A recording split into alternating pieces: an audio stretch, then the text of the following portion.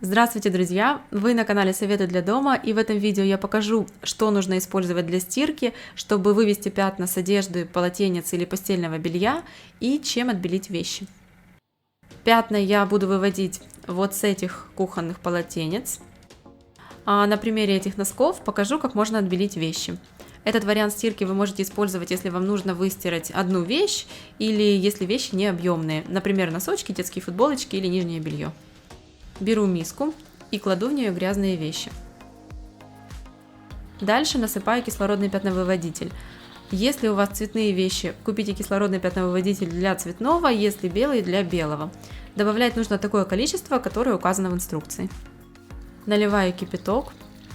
У меня пара носков, поэтому много воды не лью.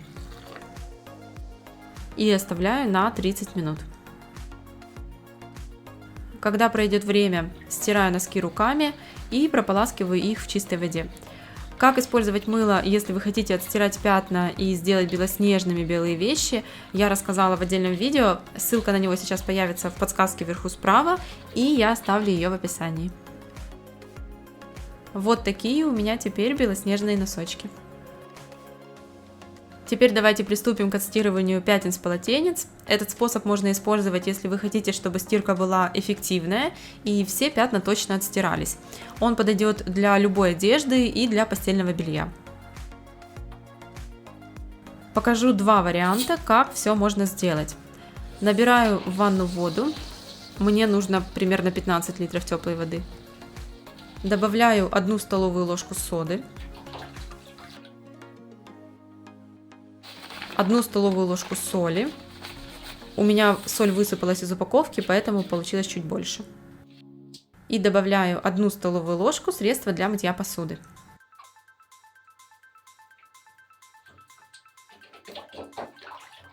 Если вы взяли крупную соль, то аккуратно размешайте все рукой, чтобы не поцарапать ванну. Или можете все смешать в отдельной емкости и вылить в воду готовый раствор. Теперь замачиваю в этом растворе грязные вещи и оставляю на 30 минут. Если у вас нет времени, чтобы замачивать вещи, или вам тяжело это делать, то дальше покажу второй вариант, как все это можно сделать в стиральной машине. У меня прошло полчаса, теперь все вещи нужно отжать.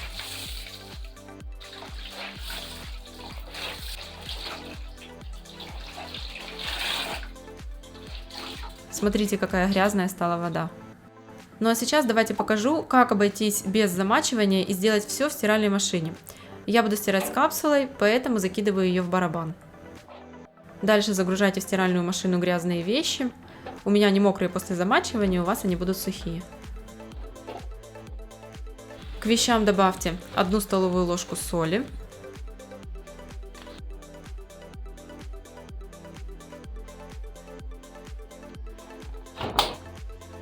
В отсек для порошка насыпьте 1 столовую ложку соды. Если вы стираете с порошком, то добавьте соду к нему. В этот же отсек добавьте пол столовой ложки средства для мытья посуды. Много добавлять его не нужно, потому что будет много пены. И в качестве ополаскивателя я буду использовать уксус. Наливаю его в соответствующий отсек до отметки максимум. Если вы замачивали вещи, как это сделала я, то сейчас вам для стирки нужно использовать капсулу или порошок и уксус. Больше класть в стиральную машину ничего не нужно. Режим стирки будет зависеть от вещей. Я выбираю хлопок с температурой 60 градусов, включаю дополнительное полоскание и запускаю стирку.